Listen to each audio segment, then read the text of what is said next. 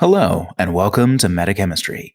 This is episode 111, and we have another Winner Circle episode where we interview a tournament winner who's won a satellite event or other tournament, and just kind of talk about how they got there, what their prep looked like, what the games were like, notable observations, and things along those lines. And this one is going to be for Salt Lake Showdown 8, the 2025 Salt Lake Showdown, and our very own Azoka won that event. So it made the interview process real easy. So congratulations. I know that's been something you've been narrowing in on for a while, creeping closer up the rankings, and you finally got there, which is sweet. So excited. Yeah. But before we start talking about the event, we do want to give a quick shout out to Mo Games. Mythic's Online Emporium is an online supplier of Infinity, which you can find at mo-games.com. And as part of their sponsorship, all of our patrons, all of our paid patrons, get a 10% coupon code to that store. You can be a free patron to keep up on our updates and posts and things like that, but you have to be a paid level patron starting at $3 or more to get that discount. And in addition, Mo gives us a $40 coupon code each month to raffle off to you in the community. So to enter that, just be part of our Discord, and we can send that to anyone in North America where Mo ships to, and you can win some sweet coupon codes just for being a part of our community. Because what's better than games? Mo Games. So for this episode, we have Azoka, Ian, and myself. And since we kind of already know your general story, Azoka, we can kind of do our usual check-in. I know a lot of times we don't when we have guests on, just to make sure that we have time to kind of cover everything. But we haven't heard from you for a little bit. How have things been other than, winning a major tournament recently? Well, I'll hold back the excitement to talk about the tourney, but it's just been a lot of Infinity. Really, has been kind of what I've been doing. Playing games every week. Hopefully, getting a second game, but that really hasn't happened that much. Mm-hmm. But we've been playing games at this new store, which has been a lot of fun. The store is really nice. I really like supporting local stores because if you don't, they'll disappear. And I really like supporting my GMs for the role playing games that I'm in. So it works out. So like every Wednesday, I'll go up there and I'll buy one of their little like D&D gotcha minis, and then I'll give them to my DM and be like, "Hey, here you go. I get to support both people." It's pretty cool. Nice. Yeah, that's awesome. And we've been getting a bunch of newer players up there to play, and we have we have an escalation league happening, which a bunch of people are getting up there and they're playing their games. So it's really cool to see a whole bunch of people at the local game nights and throwing down. And then we had our local tournament maybe a few weeks ago. And we had 16 players. It was amazing. Yeah. It was really awesome to have cool. that many. Yeah, it feels like things locally are definitely picking up some with N5, and it's been great to see. So that's always exciting to have more people join the community, more people to play with, and just more going on. But yeah, what about you, Ian? Yeah, I've been doing the league. Not doing well in the league, but that's okay. My last game I I thoroughly got wrecked. Oh no. Yeah, newer player. His list was pretty decent, but it was still a fun game, good situation because we spent a lot of time just kind of discussing interactions and how different rules work and yada yada. So it went very well in that regard. So that was awesome. But yeah, even just opening order of the game, the Mechazoid moves up in cover to take a shot, dealing with a Thunderbolt TR bot. Okay. I have significant advantage here. He is burst 3, but I'm burst 4. Range band, cover, like everything else like is really like in my favor. Because I needed something like 13s or 16s, and he needed I think it was 8s. Oh wow. Crit me and I failed both saves. Oh. Like right off the bat, and I'm like, I see how this game is gonna go. And it was pretty much that. The rest of the game was like, yep, there's another crit. Yep. And those are a lot of failed saves. Oh no. Yep. But this is how this interaction works. So yeah. But yeah, it was good. It was good. So that of course has been fun doing the league, and trying to get some regular games of Infinity in here and there.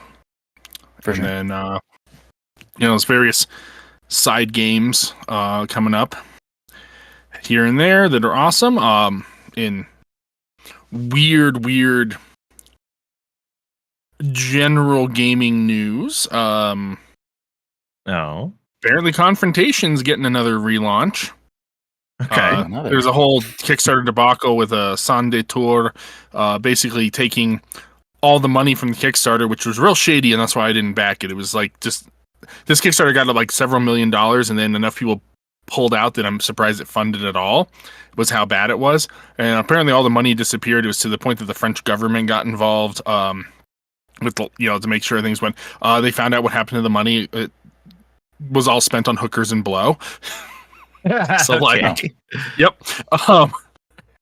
But the license now rests with Monolith Games, and they do like the Conan game and Batman and Mythic Battles and so on. I mean, they were pretty established. They've got a pretty good track record for delivering on projects.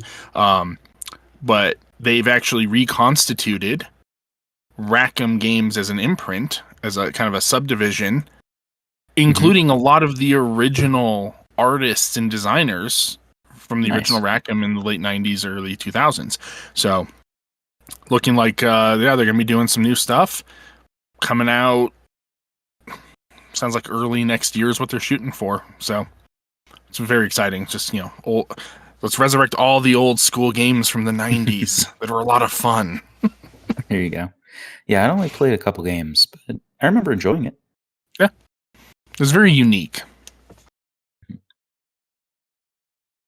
But yeah, and I find a lot of my game time is also taken up by the Training Incident League, which has been a lot of fun. And, we've had a really great turnout, which is awesome. A lot of new faces. And yeah, so it's been fun organizing that and coming up with the missions and trying to design some prizes with my very lackluster art skills. Well, at least you're doing it. Yeah. Right. So there's, there'll be a little something for that. Are you guys getting a whole bunch of people there on Thursdays? Yeah, we're usually at around 10 or 12 people a night. That's amazing. That's really good. Yeah, it's been solid. So good turnout, which has been really nice, even on off weeks. I say off weeks because there's 2 weeks to get in the games, and so some people are just getting it, first week of each round, and then people are still coming out to play by and large, even if they don't have a league game going. But yeah, so it's been a great turnout, whether it's for a league game or not. So that's been really nice to see, and so we've been getting a good growth in the community there, and a lot of new players. I want to say for the people that signed up for the league, probably somewhere around 15 to 20 are new people, or people that we haven't had in our community previously. Like maybe awesome. Some people that have played years ago, but then dropped off, and then and then decided to join back up. So yeah, it's been a really, really great pickup. Are they liking N5? Is that like the big draw, and they're thoroughly enjoying it, or? I think that there's a lot of that where it's the beginning of a new edition. This is a good time to join in on the game because everyone's sort of starting from the same base. So yeah, I think that a new edition is definitely a big push for that. And that's part of why I wanted to have the league start as soon as I could get it to start after the edition dropped, is to kind of capitalize on that momentum. And of course, we've talked about CB pushing a lot in a lot of advertising forums with different YouTube personalities and influencers who were putting out videos and sponsored painters and people gaming on new channels and stuff like that. So yeah, it seemed like a really good time to make that happen. Sweet. And it's worked out great. So yeah. More infinity. Exactly. So yeah, always a good thing. So yeah, so I guess to get to kind of the star of the show, SLS. You want to give a little bit of background on the event as far as the days that it took place and what the missions were, just kind of a brief overview. Yeah. So the days that it took place was just this last weekend. Since it's in Utah, it's going to be on Friday and Saturday instead of your typical Saturday and Sunday. So it was Friday the 28th and Saturday, March 1st. That was really, really cool. They always do a good tournament, and I thoroughly have enjoyed all of the 4 to 5 years that I've gone. Mm-hmm.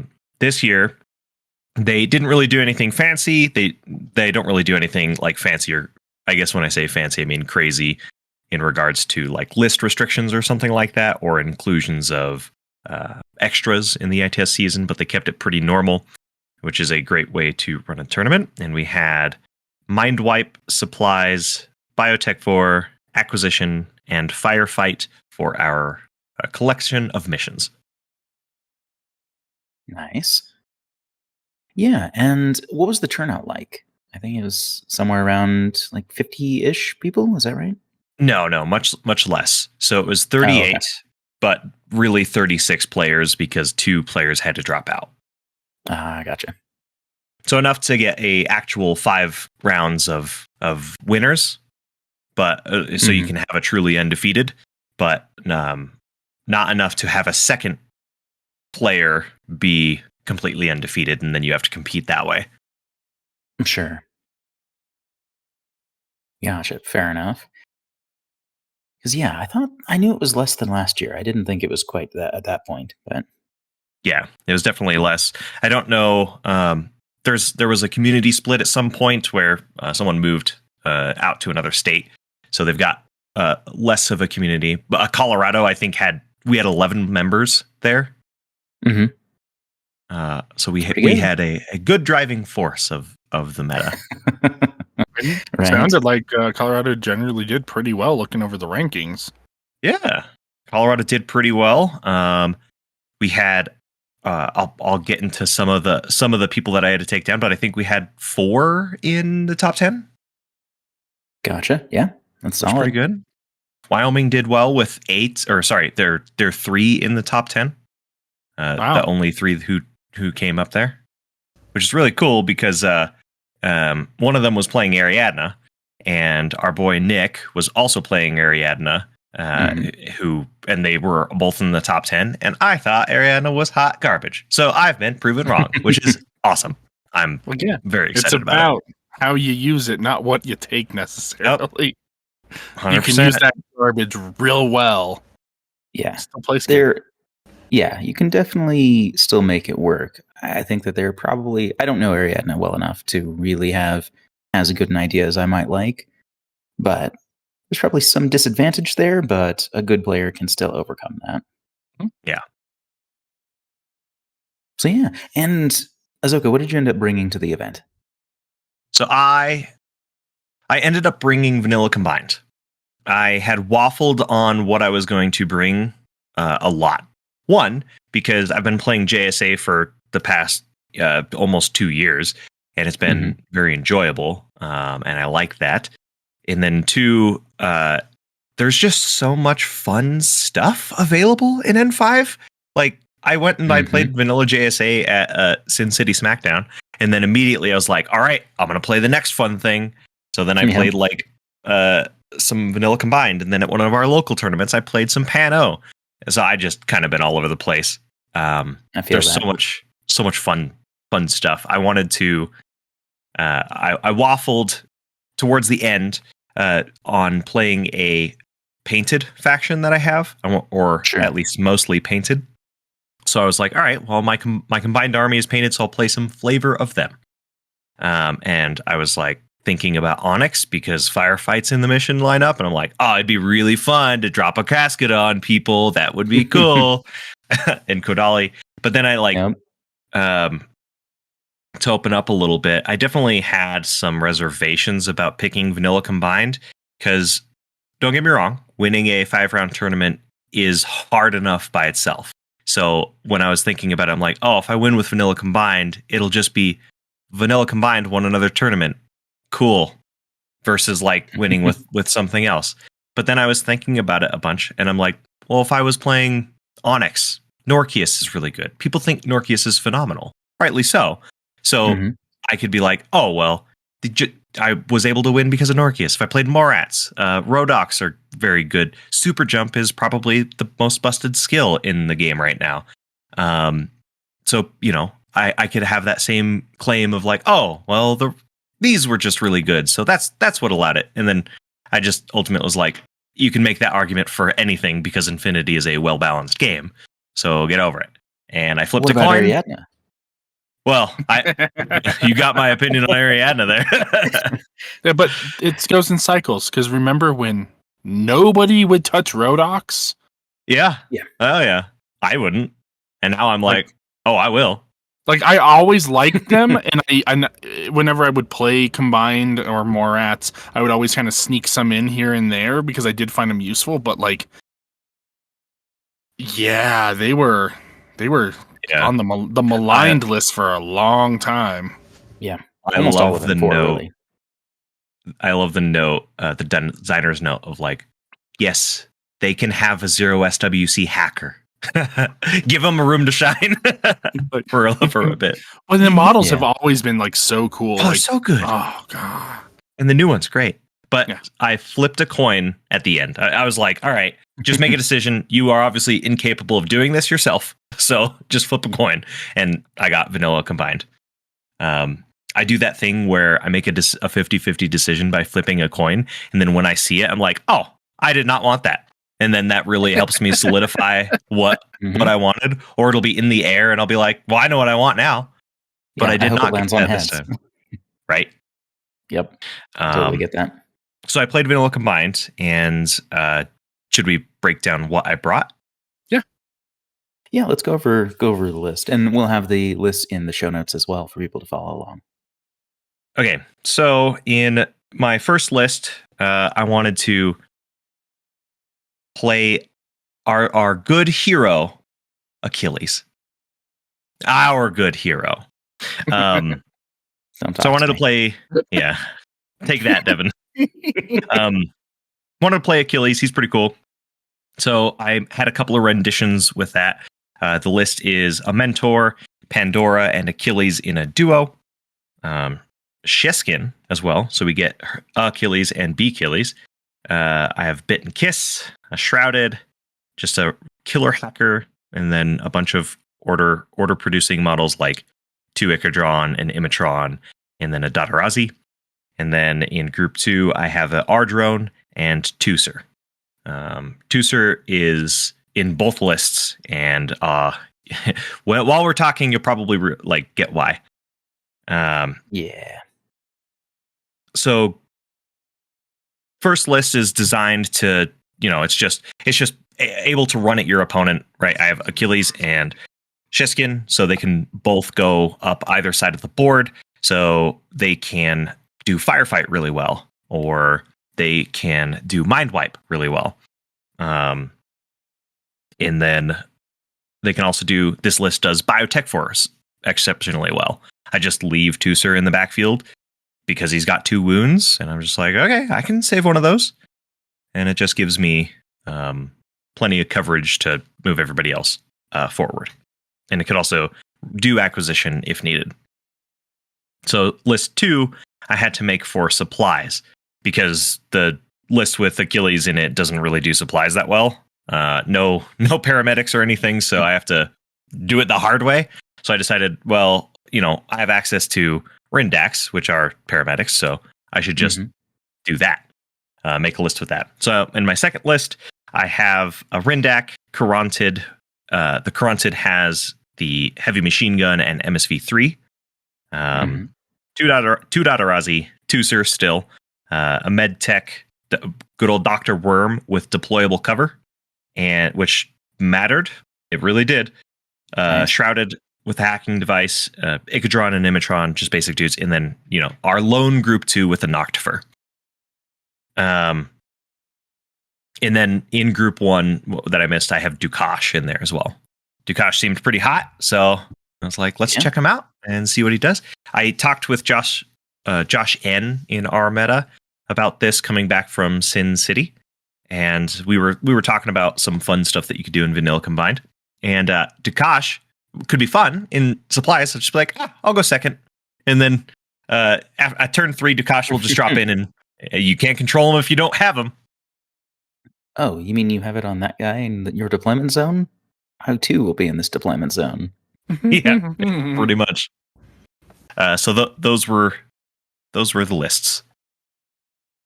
Yeah, and I find that really interesting that supplies was the build around mission of that lineup, because I feel Weird, like huh? Biotech War tends to be, at least if I were just guessing offhand, Biotech War is the one that I would think is the most different to the others.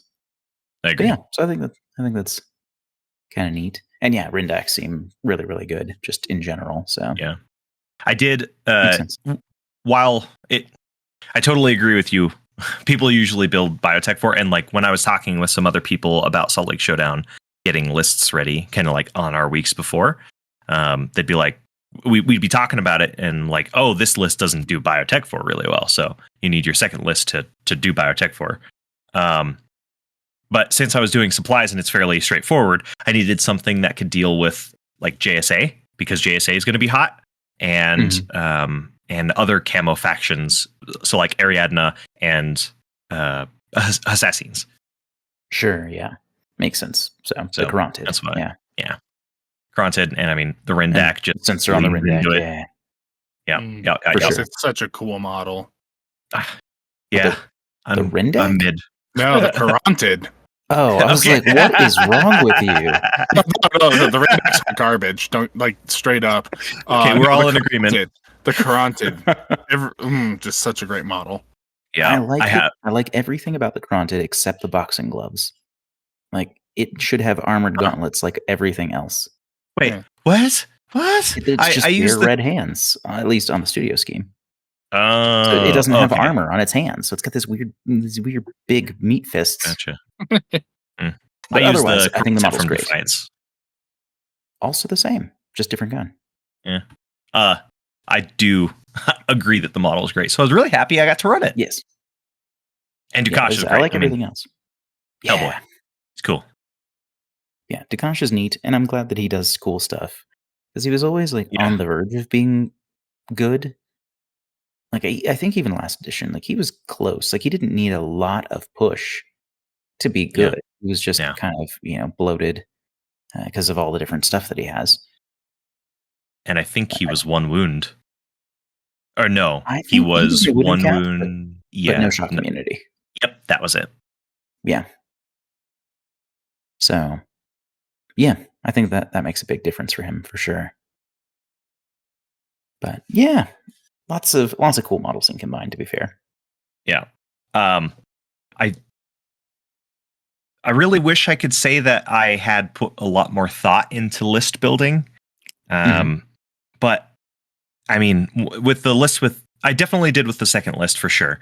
But with the first list involving Achilles and Cheskin, I didn't like, a Shrouded is good, so I'm going to bring a Shrouded, right? Like it wasn't like, oh, which of these couple of good midfielders am I going to take, or which order producing models am I going to take? It's just like, well, just take your standard package of Icadrons and Imatrons and Flashbots and whatever order you want, I guess. Yeah, I feel like that's probably more common with vanilla factions now that they've been trimmed pretty heavily. Yeah. It's like, okay, well, this is my good midfielder. This is, my good heavy assault piece. This is, out of a couple options, maybe.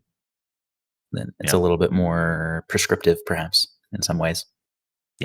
Yeah, so there wasn't as much thought there. I guess I did have the first rendition did not have Sheskin in it.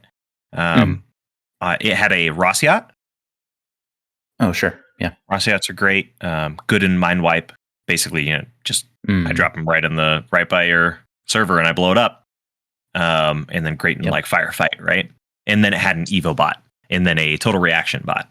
But like I had a mentor in the first rendition, and then I was like, well, once Achilles dies, I don't really have anything, so I'll just make Achilles the lieutenant because if he dies, I lose the game anyways. But so then I was like, I just didn't like that list. So then once I put Sheskin in there, I don't know what clicked for me to do that. Once I put it in there, I was like, oh, this solves all the problems that I wanted. And did Sheskin end up being the lieutenant or still Achilles? No. So, it was the mentor. I dropped it down to a mentor. Yeah. Gotcha. Probably the right call for firefight because if Achilles happened to die, Camo State, Mark State with decoy is very good, and counterintelligence is very good. It's true. I think the biggest problem that I had while practicing was the clumsiness of running Achilles as a lieutenant in a duo with Pandora, because Achilles is probably going to get targeted with hacking, meaning he's going to reset, and Pandora is going to do the zero pain, which means the link is broke. So then I want to reform the link, but then I want to use that lieutenant order later. So it was just clumsy. I didn't like it. Mm-hmm. I could see that.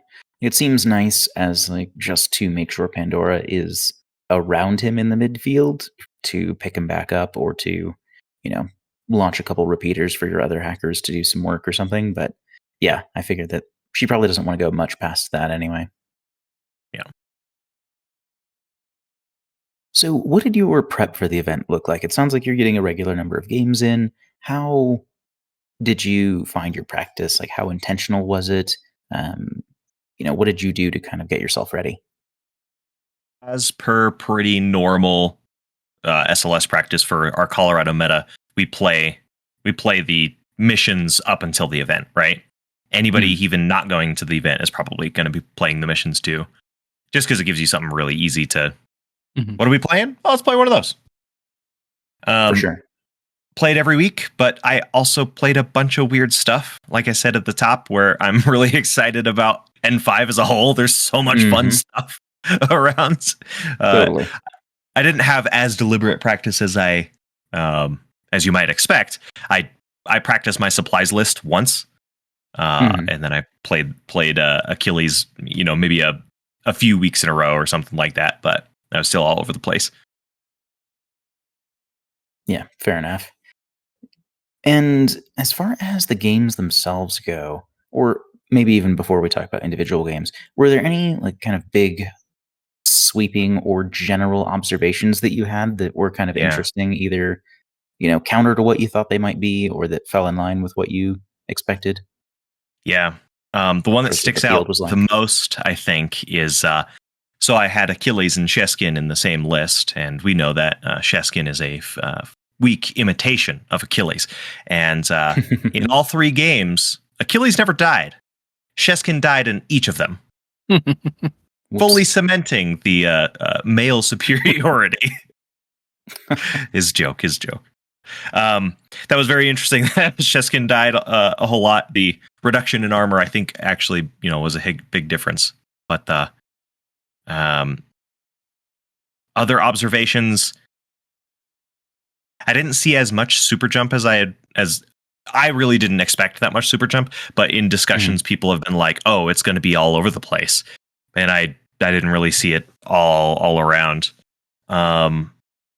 Assassins is very good with the IR now. The IR is pretty terrifying, which is super cool.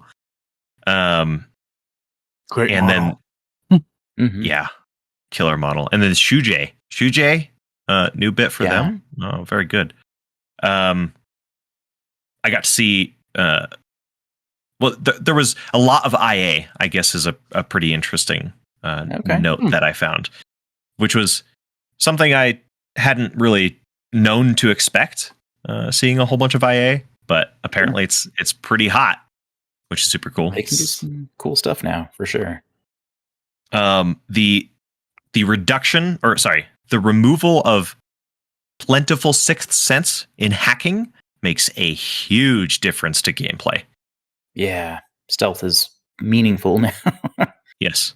That's probably, I mean, in regards to rules and gameplay changes, that's probably the biggest one that I notice. Mm-hmm. And were you finding that mostly to your benefit or used against you? Mostly to my benefit. I'm playing Achilles, who doesn't want to be hacked and does have stealth. And then I've been playing, I played MO at one of our local events, so they definitely need to take advantage of that. Yeah, it makes a huge difference because it's really hard to come by. Like, it's one of those things where you see a hacker with sixth sense or combat instinct, and it's like, okay, I'm going to consider this regardless of the quality of the hacker. Just maybe I do want it just to force them to break stealth. Yep. Yeah. And then I guess, the other big note is there's so much different stuff now that it's a very different game out there. Maybe not very different game, but like the profiles that you're used to seeing doing a certain thing now do that even better. Yeah. The Sin Eater, the Sin Eater has a multi-sniper rifle with a marksmanship. I'm like, okay, that's pretty stinking good. Yeah, that is nice because that was with their Grenzers. Well, they don't have right. They don't have MSV, so there's that, right? Okay, Yeah. But yeah, they got that profile at the Adepticon release when Bakunin got their rework, I think. Yeah. Wow. But yeah, like there's a lot of profiles where it's like incidental. Like one of the ones that's still tripping me up is boarding pistols.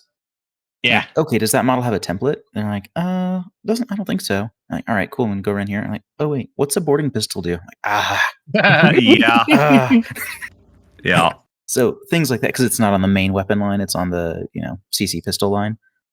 But yeah, it's definitely a lot of units that can catch you out now with just stuff that you wouldn't expect them to have. Like just earlier today on the Discord, we were talking about Thorkatai, and that all the SMG Thorkatai have an emitter. And yeah, they don't have any extra burst bonus or any special things aside from that. But still, if you're saying, okay, this is my SMG paramedic, this is my Feuerbach, whatever, you're like, oh yeah, that guy has an emitter, so watch out. Yeah. That's a big deal. Because it's usually like a light shotgun and an emitter, and you're like, he's got a light shotgun, that's his gun. And it's like, no. He's got that emitter. They're very good. They're so good. Those and contenders, whew, what a different experience. Yeah, it's amazing what an extra burst and a slight extension in range will do for you. Yeah. It's not even like a high burst, it's burst 2, but it's enough. Yeah, it's enough that it feels like appealing enough to fire, especially if you happen to be getting a special die on top of it. Mm-hmm. That's great as a fire team arrow piece. Yeah. Oh, yeah. Both of those, really. Yeah, like it's something you can't just ignore. It's not like, you're not going to walk your tag across and like, it's okay. I'm going to move past this emitter. It's just not going to happen anymore. Or if that dude just had an SMG at long range, like maybe you'd give it a pass. Oh. But yeah, any sort of metagame observations otherwise? As far as like things you saw more of than you expected or something like that? I feel like there's the obvious less link teams around. That one I definitely did get to feel and see, both on my list building. I guess I always build weird anyways, so much for that. But for my opponents and the like, definitely far less link teams, especially 5-man. 5-man was almost like just never happening.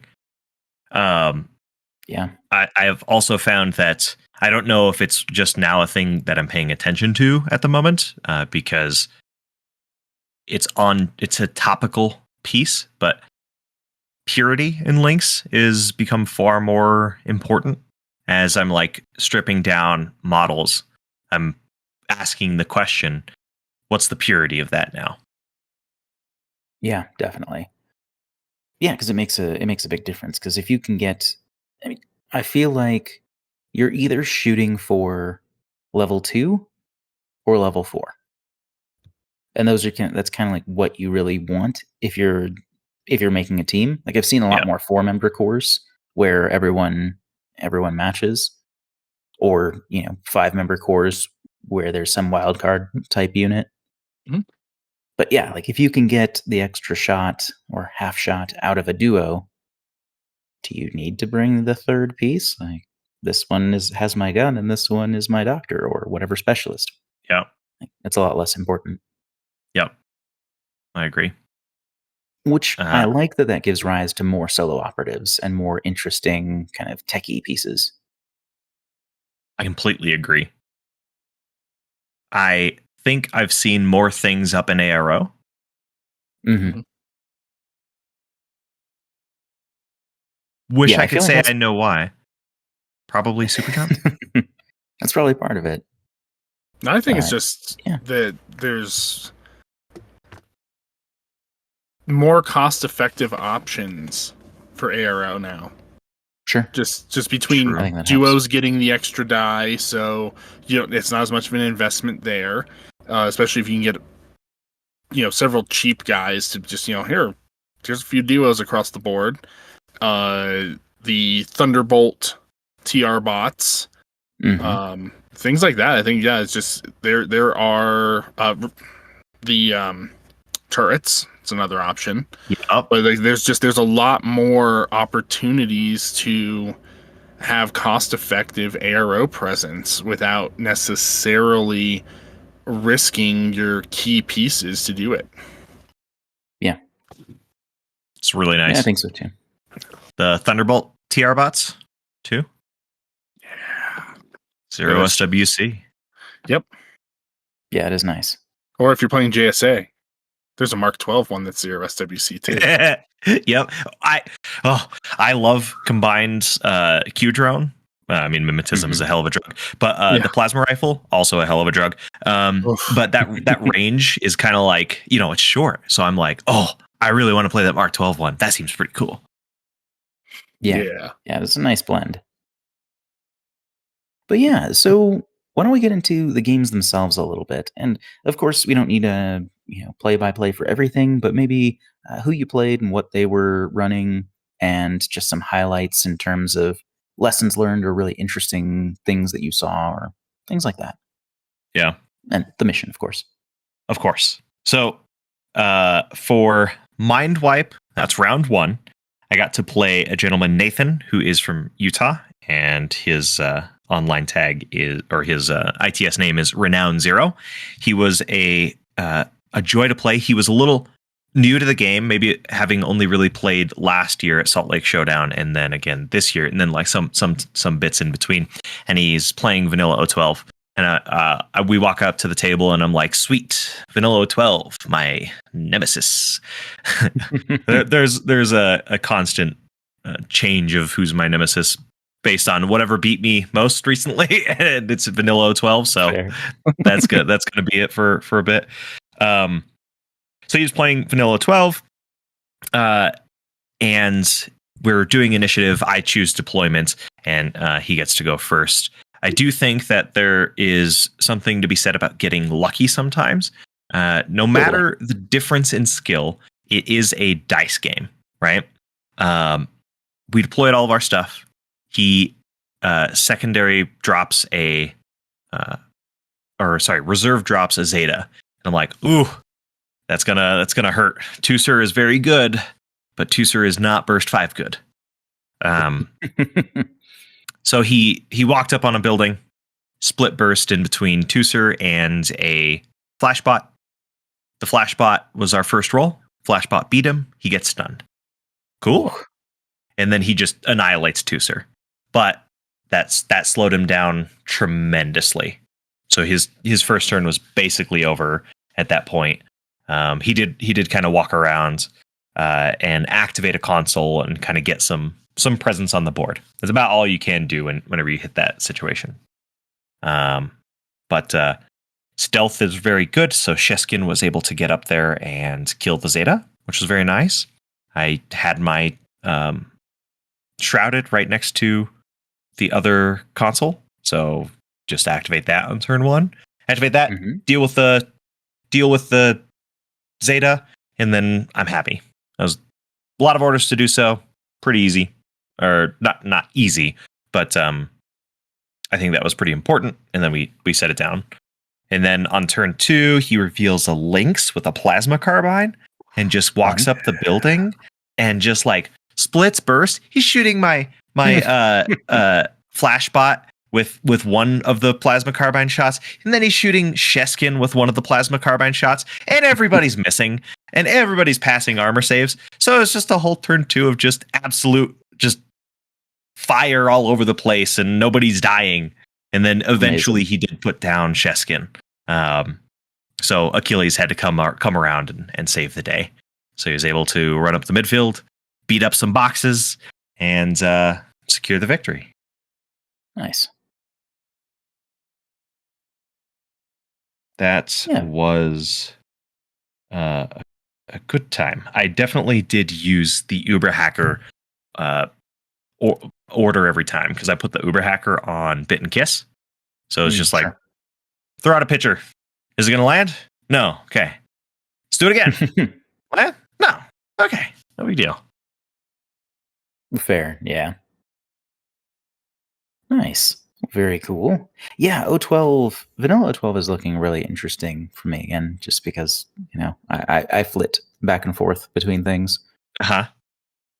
But yeah, we'll see what happens. Right. I've been playing Torchlight lately, but I don't know. I'm not super feeling them yet. Dang. I'm super glad I got to see that Lynx, the plasma carbine, because love that. So cool. Love that. I did also get lucky, and he dropped in Cuervo, and he had this whole thing set up where he's like, I'm going to put on my sunglasses, I'm going to come in, and I'm going to blow up your stuff. It's going to be so cool. And I'm like, I'm here for it, man. Let's do it. He rolled a 20. Like, Oh. There goes your chance of destroying my thing. He was like dropping in front of Kiss that has a adhesive launcher rifle, and someone else, Icadron, with a flash pulse. I'm like, yeah, maybe you won't be able to do it, but let's watch it happen. Right. It could be a big play. Yeah. So that sounds pretty solid. What ended up being the score for that? The score ended up being 9-1 in my favor. He activated the console, and that was his point. The only thing I missed, I think, was a classified. Yeah, I could see why that might be slightly difficult in an Achilles shoeskin list. Yeah, I think I missed a classified several times, and it's really like I didn't spend orders on them. Yeah. I think that was like the big deterrent. Yeah, makes sense. I also just drew suspected infiltration 3 games in a row, which is really hard to do. Yeah, it's kind of obnoxious. No securing HVTs? No, not in that one. Okay. Really far away. Fair. So yeah, what then about round 2? That one was supplies. I walked around 2, and I'm playing against Shane, who I have never beat before. Shane is I've seen him at a bunch of tournaments and everything, so I know him really well, and I'm like, oh, this is going to be hard. This is going to be a really hard game. Yeah, he's going to give you a run for your money every time. Oh yeah, and it be a good game. Lovely opponent. Yeah, and obviously you did beat him. So how did that feel, taking a win on Shane? It felt good. It felt very good to beat him out. Afterwards, I was like, I told him, like, I've never beat you before. I'm real proud that I was able to. Yeah, Shane's definitely.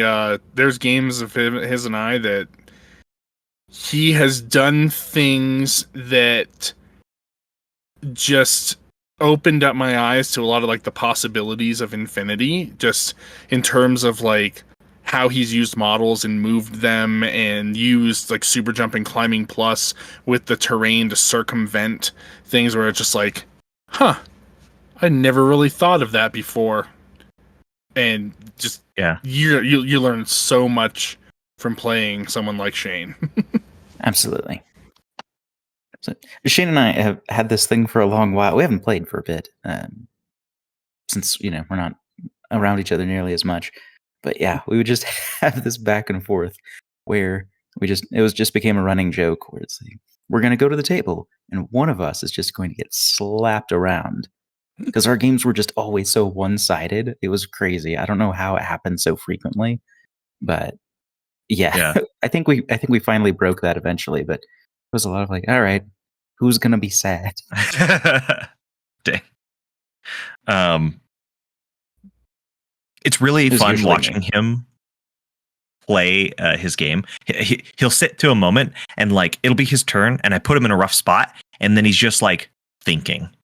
I see those wheels turning in his brain, and then he does something, and I'm like, oh no, this is gonna be real bad. So in supplies, I played my supplies list, obviously, and I kind of deployed into a corner, and I held Tusser as my reserve model, and since I chose deployments, I'm deploying all my models second. Well, he kind of messed up here because he went on his deployment. He deployed a Shikami with its kind of like feet out to where it can't be seen by like a good position on the board. Like if I'm going to put a Noctfer or a Tusser on a certain position on this table, it wasn't going to see him and the entire board, right? Because it was just, I guess, how do I put this better? Like there's a good spot on the board for me to deploy one of those ARO pieces, and he was safe from that. So I've reserve dropped Tusser in a spot that was bad for covering the table, but can see the Shikami. Yeah. Just cover a small lane instead of a large area. Yeah. That was exactly it. And then he had to go first. He wasn't going to activate the Shikami because Tusser is absolutely disgusting. So what he did do is he revealed a Raiden to shoot Tusser. That was like the first thing. He's like, I know how bad this is. This is what I got to do. But it was a 50-50 and I won the coin flip. Because you're both on 13s on 2 dice, right? Tusser's 14, down to 11 with surprise attack. And then he is going to be on 10s with Tusser's mimetism. Gotcha. Yep. So it's straight up just a 50-50. So he did that, and then that put him in a hard spot. Shane was playing vanilla JSA, which I was very excited about because I played vanilla JSA for Sin City, and I think they're neat. I love vanilla JSA. Mm-hmm. So whenever he played it, we had actually also talked like the day prior about JSA because we both play them. Pretty cool updates, blah blah blah. So I kind of knew what to expect.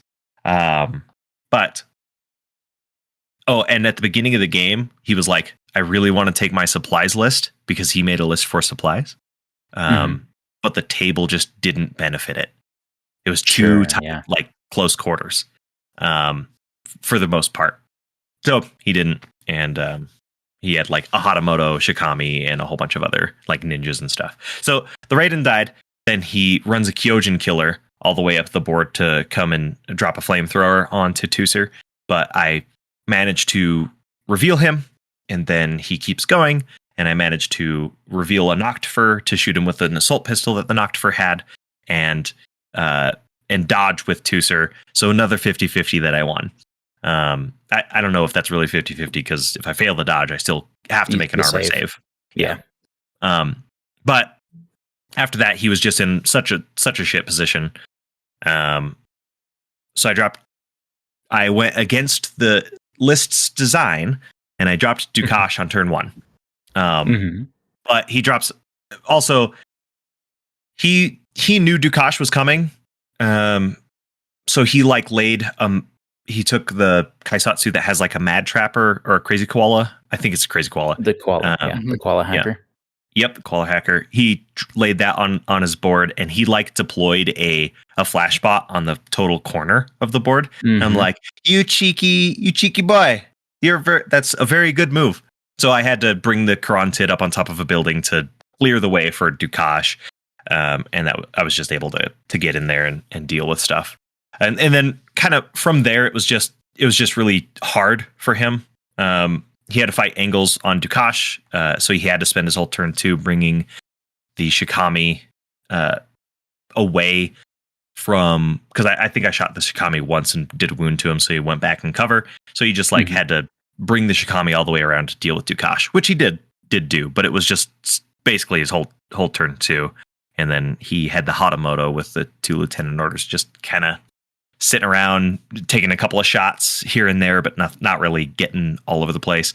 And then he was trying to long bomb his ninjas to take some consoles and stuff, but I have a shrouded regular hacker in that list, so I was able to isolate him and just kind of save the day that way. He did put a shrouded right in front of a box, or not shrouded. I'm so sorry. He did put his ninja who was isolated right in front of a box. So I couldn't grab the second box or the last box, which meant that the score ended up being 8-0. Gotcha. Okay. Yeah. Pretty commanding lead so far. Yeah. That's half of day 1. Nice. And so what did you end up playing in round 3?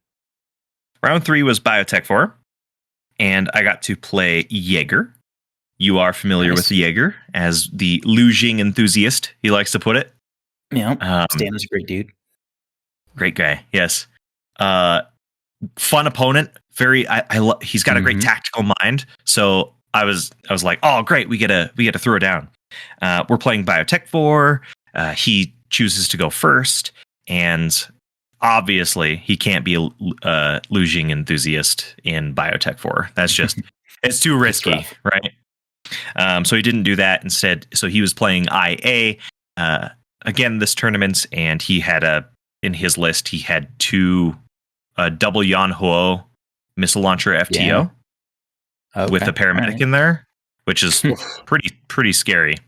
And then a link team of IA dudes. I don't know them. Right. That's on me. He had Tai Shang in there when he started telling me what she did, what her profile was. I'm like, oh, she's pretty cool. Yeah, probably Zhu Yong's then. Yeah, maybe Shang-Chi or something. He did have a Shang-Chi HRL. Okay. Yeah. But his whole first turn was just get out of the zone and take a couple of fights. He didn't manage to do anything with his fights, but he did manage to get into a commanding position on the board. And then it goes to my turn. And I'm like, sweet, I'm going to spend my impetuous order. And then he was like, I messed up. But we didn't go back, but he said it. He's like, I messed up. And I know what I should have done. Yeah. So I spend my impetuous, drop some smoke. And I guess one thing to note kind of about the whole tournament is I spent a lot of orders on Tusser shooting with 1 die. Way more than I would have ever expected doing. I think I did it in every game that he was alive. I think I did it. Okay. And so what was pushing you to do that, generally speaking? A hard ARO piece that I can put smoke in front of and do a smoke shot. Sure. And back to the Sixth Sense we were talking about earlier. Yeah. So in this instance, he had a Shang-Chi up there, and I dropped the smoke right in front of it, and then I, used Tusser to shoot him. But he doesn't drop prone after he passes the armor save. I'm out of orders on Tusser because Tusser is in group 2. But he doesn't drop prone. So, but then I was able to move Achilles up, and then he dealt with some stuff, and I basically moved up all of the sides of the board, whatnot, to get in. And when after the game, he told me what he did mess up, and it was after turn 1. He needed to deploy his Yan Huo looking down a different lane, which would have been looking at Tusser. And it Right. really maybe only cost me one additional order to drop smoke in front of. But it did, like, that would have put me in a hard spot, especially if I couldn't land the smoke. Mm-hmm. Yeah, absolutely. I didn't move as many things out of the zone as I would have wanted, but I mean, when you got to fight your way out, that's almost expected. Mm-hmm. Bit had a BTS 6, so she's like, I got you, man. You can leave me in here. I'll be okay. Sheskin has multiple wounds, so I just didn't care about her. Left her there. Have to move the mentor out, and like the shrouded, I didn't deploy the shrouded. I didn't try to deploy it, so I just moved camo markers, which is totally fine.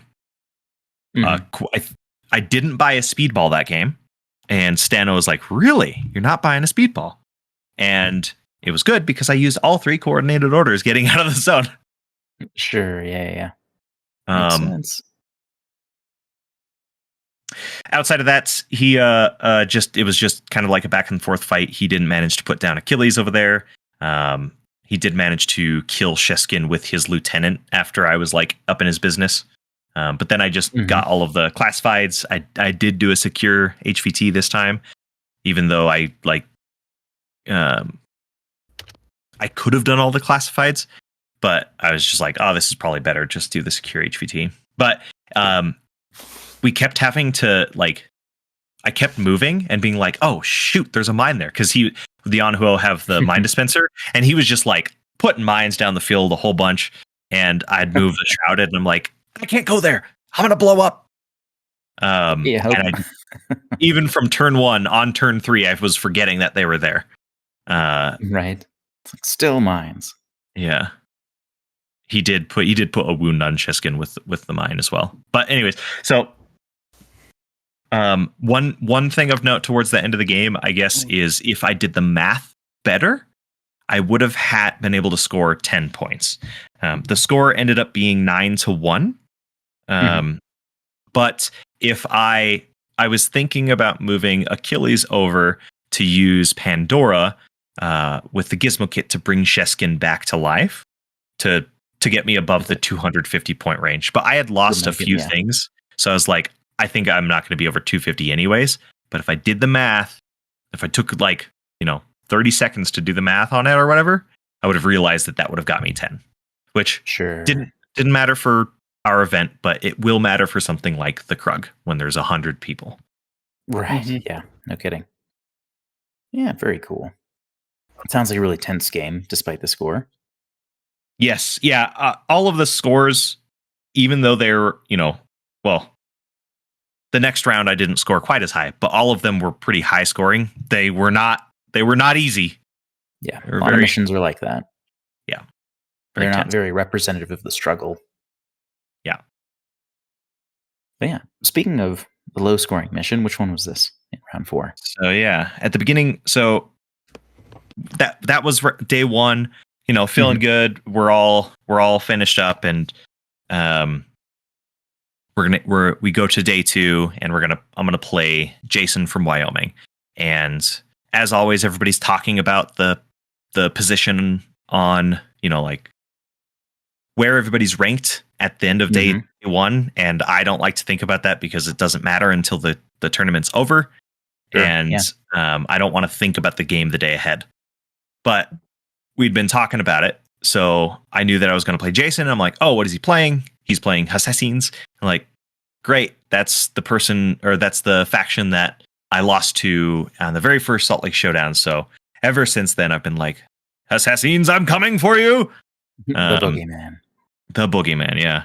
And I know that they're really good right now, right? Like I know Shujay is really good. I know the IR is really good. Fade, Daylami, all the business, right? For sure. Aswira. The list could go on if we wanted to. So I had been thinking about it a bunch, and then so we get to the table, and I'm definitely feeling nervous, right? Like I know that playing this game is going to be kind of difficult, so I'm going to have to be on my A game to do so. So I maintain a level of calm, and we just get to it, or as calm as I could be. And so in this mission, we are playing acquisition, and I decided to go with my supplies list because of the MSV3 to help deal with like the Shujie, and all of the mines and everything like that. I also have Delamy. Yeah, I mean, 'cause I didn't know exactly what he was going to run, but I do know that Delamy tilt the heck out of me. So if I have MSV3, I can avoid that problem. Yeah. So, anyways, we set up, we get all deployed. He has a bunch of camos in the camo markers in the midfield, and I think I know what they are, but I just want to play it safe. And I use the Carontid to shoot a couple of the mines. Oh, hey, what mines are those? They're EM mines. Great. I know what these other things are on the other side of the board. Move the Dotarazi up through there, and cares not. He cares not. Question. Yeah, go ahead. Did you utilize the new MSV3 ability to shoot camo without discovering it first? Yes. That was exactly it. And was it cool? Did it? It was awesome. It was amazing. I'm just curious because the MSV3 is so limited, and I'm not playing a faction that has access to it. So I'm just like, did you do the new thing? I did the new thing. Cool. My secret. I'm always playing a faction that does that. That's not true. But I actually do have played all the factions that have MSV3. Yeah. I like my toys. Yeah. Yep, NCA vanilla combined and Ayla for OSS. Yeah. It definitely. I mean, I don't know that I want to say that it mattered, but like it did allow me to spend one order to get rid of those mines. Yeah. Cool. Like, I'm going to throw a shot at 4 different things on the board potentially. Yeah. Nice. I still played it tight, and I moved up the Rindak to discover the other 2 camo markers just to make sure that they were EM mines. I didn't want to be cocky and then be like, yeah, go get him, Mr. Dotarazi. You're immune to all this EM. And then he walks into a shock mine and I just die. Right. Exactly. So I move the Dotarazi up, and he just gets into a position of nuisance for him. I forget to mention, but he was playing McMurrow, and McMurrow was in that location. So I was ready to take a fight there. Also, another thing to note on this turn 1, as I was thinking about what I was going to do, I thought about bringing Dukash on at turn 1 because he had absolutely nobody looking backwards. Sure. Which I think was a bait. I think Jason is good enough of a player to have done that on purpose to make me think that I could get in for free with Dukash. And I'm okay bringing Dukash in against Shujie because they have the Flamen Spear, and it's like, I'm immunity arm. I'll take a wound. I don't care. It's okay. Yeah. But not against emitters on the IR. Sure. Yeah. So I chose not to bring Dukash in there, just knowing that I was going to take some level of struggle. But it looked like the Dotarazi can get in on his link team and drop templates. I moved the Dotarazi up. He did not get into his link team and drop templates. He was just, I spent all my orders to do nothing. Yeah. But it ultimately ended up being fine, but it really made it a struggle. The Dotarazi did, however, reveal one of the IR because he was like, I don't want you to just get into my dudes and mess up my stuff. So I did take a shot with the Carontid at an IR, put a wound on it, and then I did not bring the Carontid back behind behind the truck that he was behind. So sure, it matters because he goes into his turn 2, shoots the Carontid with the emitter, and Carontid loses that face to face and is now isolated and immobilized. And I'm like, do I kill him and transfer the Monica? No, I still have my Dotarazi and Imatron and the Rendak, so I got 3 orders. I'm going to do it. It's fine. So he spends his second turn shooting at Tusser. Tusser he shoots at the Teucer, and I was a total degenerate and put the Noctifer right next to Teucer. So that way, whenever he revealed, I got to shoot, I'll shoot you for free with my Noctifer. Heck yeah. Noctifer misses, and Teucer survives. So it's great. We had to keep going. He shoots the Noctifer with another IR and puts the Noctifer down, and so on and so forth. Don't really do anything crazy on that turn. Ends up being pretty kind of like stalemate. I guess if you want to call losing your lieutenant a stalemate. I spend my turn trying to reset the Carontid. He fails a couple of times. I bring over Dr. Worm. I drop a switch on, and I bring over Dr. Worm, and I don't even want to risk the roll. I just want to bring him up. So I repair him, and I'm like, sweet, there we go. We got to keep going. But I was out of orders at that point because of how I had to move about the board. So the Carontid is still looking at the IR. No. Yeah, I did take a shot with Teucer at one of the IR. I won, but didn't do a wound, so he went down, whatever. So my turn 2 almost didn't exist. His turn 2 goes, I got the Carontid, not bricked anymore. He bricks the Carontid again. Sick. Well, I don't want to spend turn 2 or turn 3 in Lost Lieutenant, so I let the Carontid die.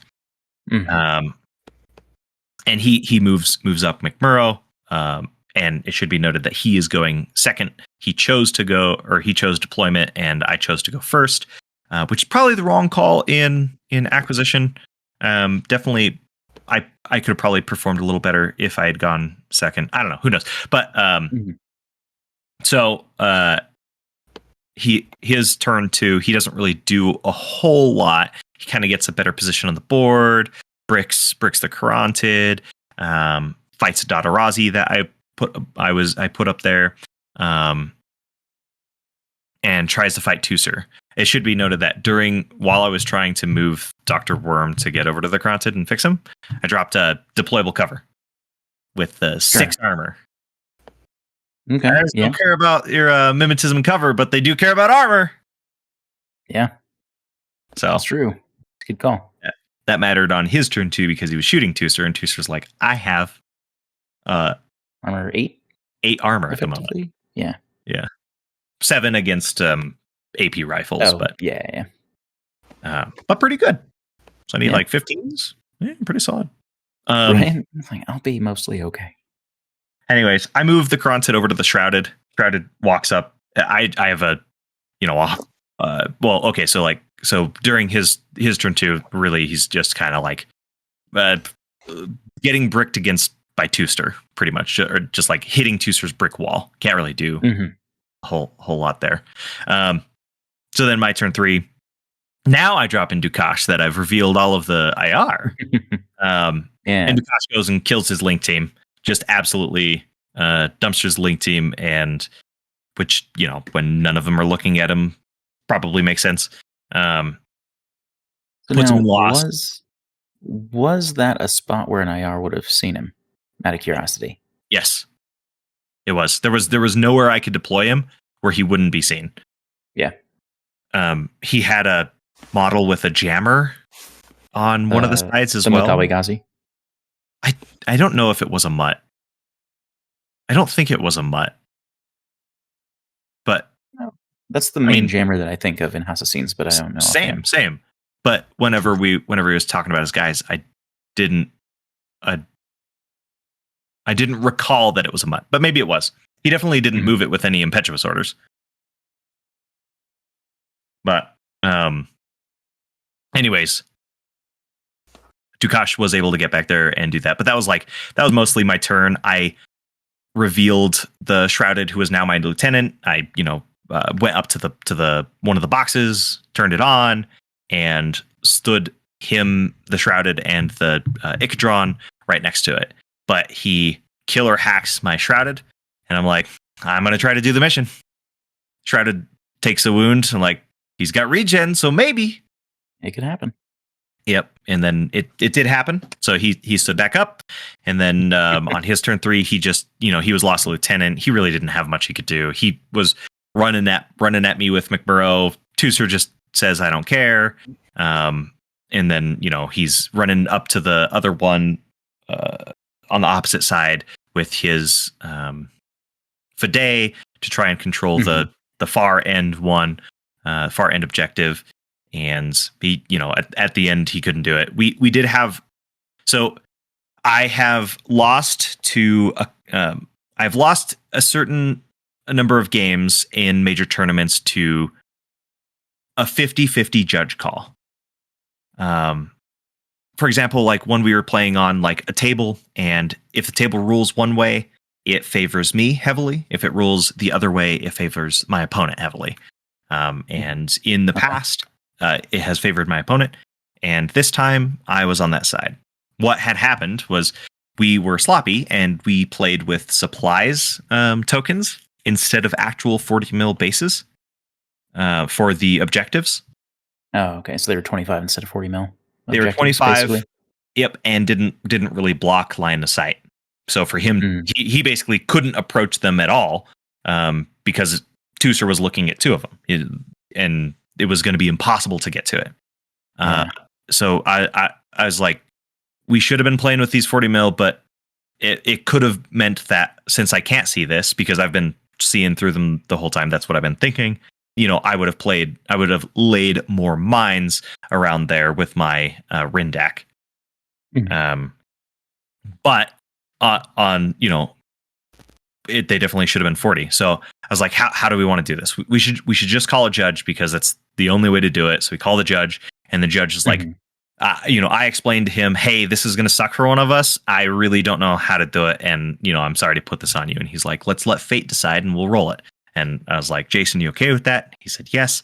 So we rolled it, and fate was on my side this time. So managed to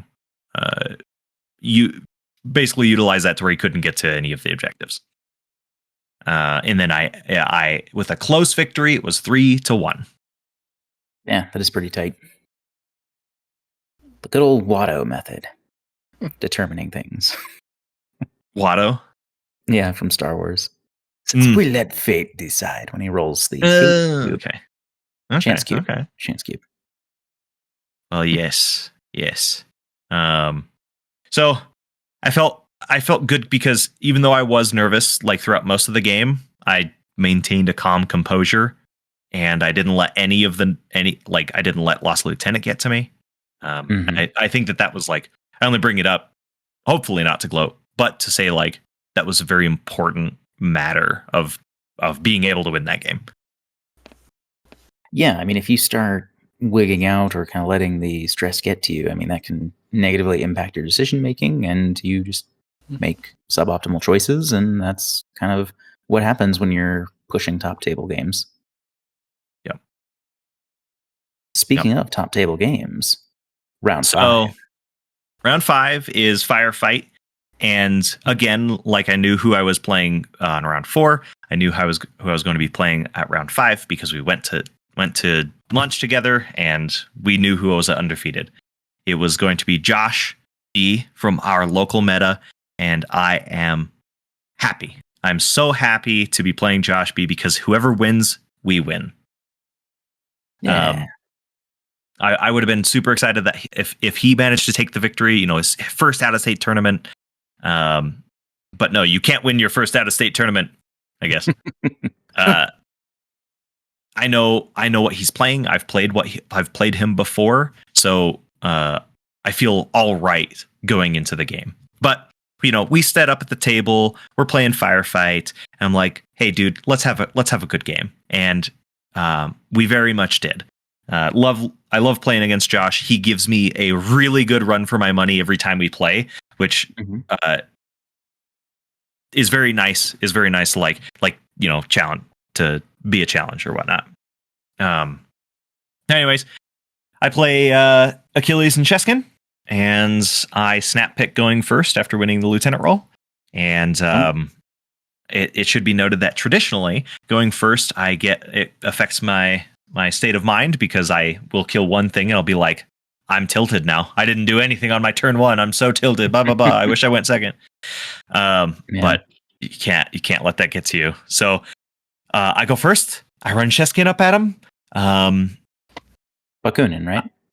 Yeah. Yes. Yeah. He was playing Bakunin. He was playing in this list. He had a lizard, the Kusanagi with the MIM 6 flash pulse nun lady Cenobite? silhouette 2. Yeah. He had the Cenobite, and then several hackers, and Sure. and then the Sin Eater and Wolfgang. Wolfgang is horrifying. He seems really nice right now. Yeah. He's so good.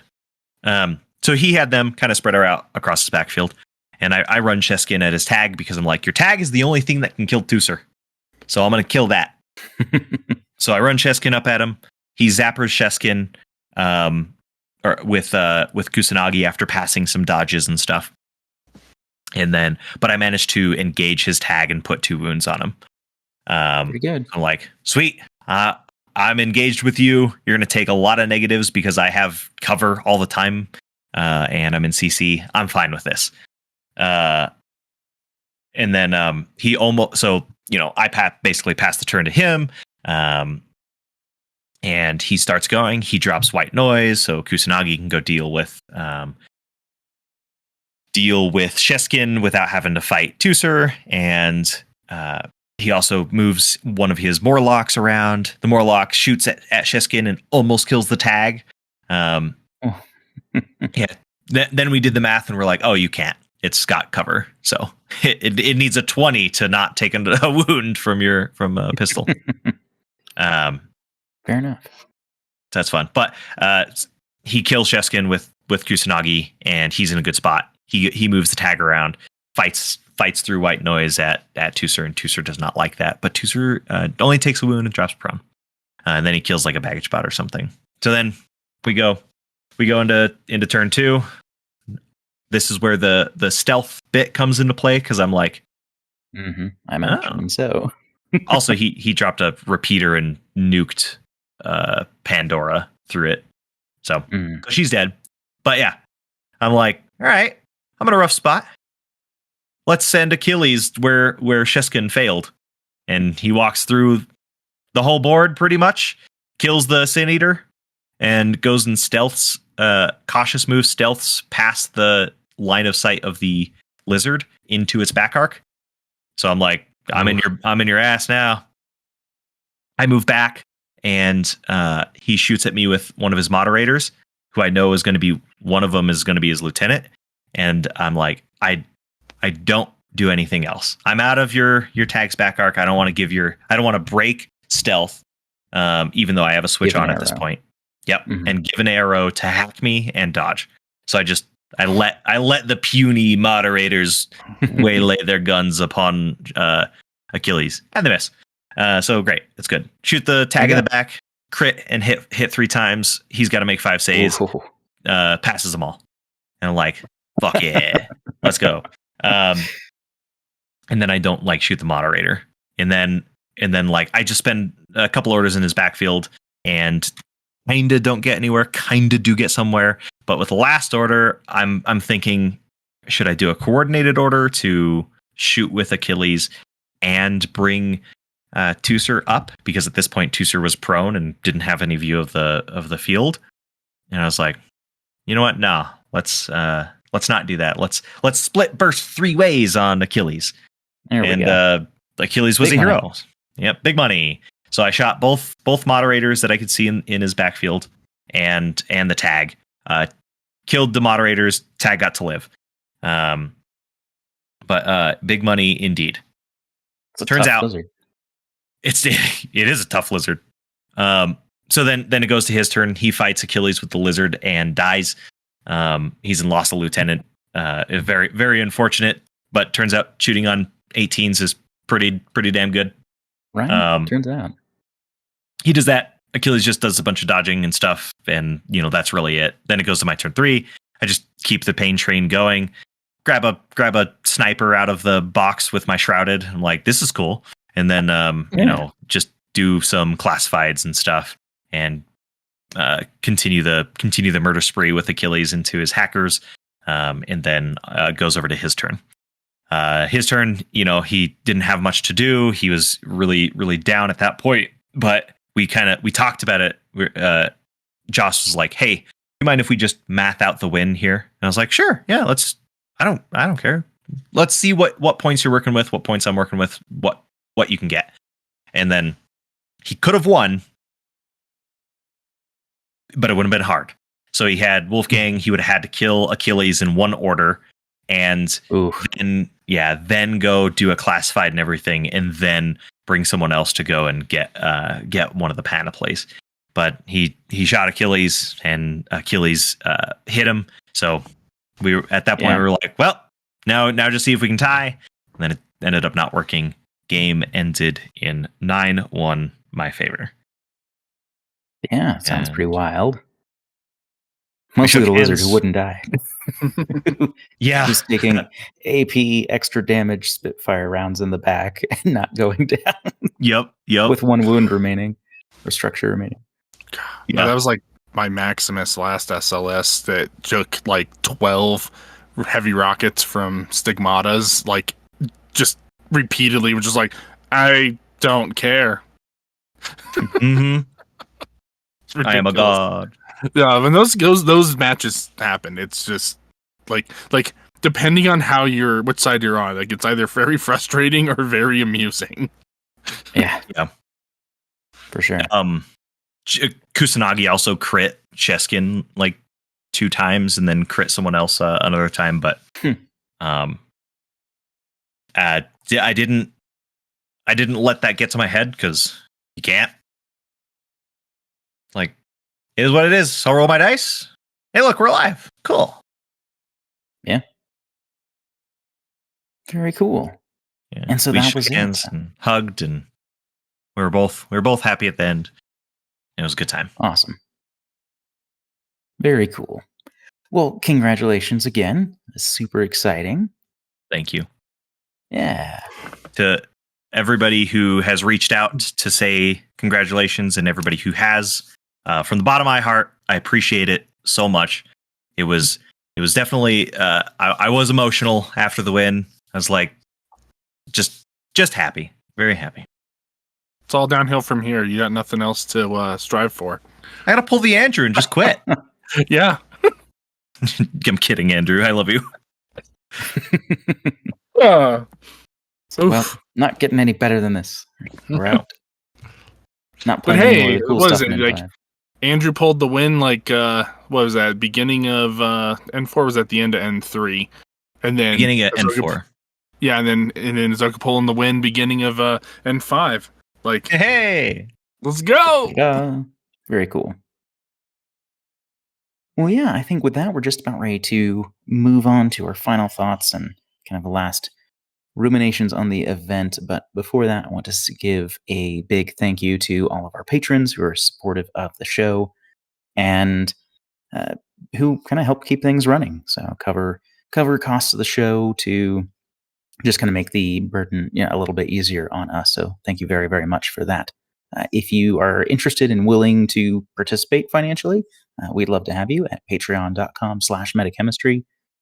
And we have a few different benefits that we give back to kind of show our gratitude for that, like early access to episodes, final voting on polls, and some private channels on our otherwise open Discord, things like that. And if you're not able to, or that's not very feasible for you, then we hope that you come and join our Discord anyway. That's a free and open place to talk Infinity, and we've got a really great community there. Lots of fantastic painters, terrain designers, some of the some great players that have joined to come chat and talk about lists or tactics or new profiles or whatever you need to keep your Infinity hype train going. We've got it there. So, with that, Azoka, Ian, final thoughts on SLS or satellite events or what it takes to be a winner or anything else? Takes a calm collection of your brain and plenty of practice to be a winner, I suppose, and a little bit of luck. Yes. Yep. Yeah, there's definitely some of all of those things. Because, and you can play in ways that definitely minimize the amount of luck it takes, but you're still going to need some. It's just you can't win if everything goes against you, and sometimes that will happen. Maybe not as often as some people think it does. Yeah. Oh, the But human yeah. condition of focusing on the negativity. Yep. Yeah. Like, I won 9 of the 10 games, but that one loss meant that I lost every time. Yep. Right. Pretty much right. Yeah. Crit 3 times, but it was definitely 6 In a row. In a row. in a row. All of them. Not throughout the game. And I didn't pass any of the armor saves, even though all of the crits went onto the same model. Yeah. So, yeah, there's definitely some of that goes into it. But yeah, I think that being collected and not losing your head, makes a world of difference. Being able to make decisions clearly and, yeah, just, putting in the time and making practice worthwhile, right? Yep.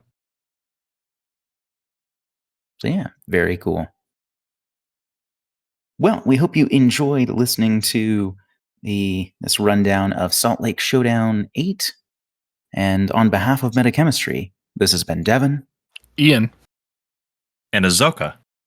That's the meta.